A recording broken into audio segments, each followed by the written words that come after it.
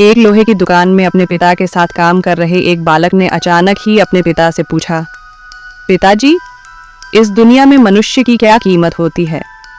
वे एक छोटे बच्चे से ऐसा गंभीर सवाल सुनकर हैरान रह गए।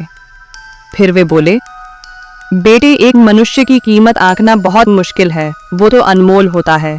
बालक ने फिर पूछा, क्या सभी उतने ही कीमती और महत्वपूर्ण हैं? तब उन्होंने कहा, हाँ बेटे।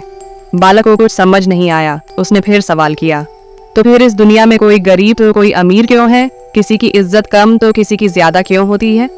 सवाल सुनकर उन्होंने थोड़ी देर कुछ सोचा। फिर उन्होंने बालक से दूसरे रूम में पड़ा एक लोहे का छड़ लाने को कहा। छड़ लाने के बाद पिताजी ने बालक से पूछा, इस समय इसकी क्या कीमत होगी? बालक ने कहा, लगभग 300 रुपये। पिताजी ने कहा, अगर मैं इससे बहुत से छोटे छोटे कील बना दूं तब इसकी कीमत कितनी हो जाएगी? बालक कुछ देर सोचकर बोला, तब तो ये और महंगा बिकेगा, लगभग 1000 रुपये का।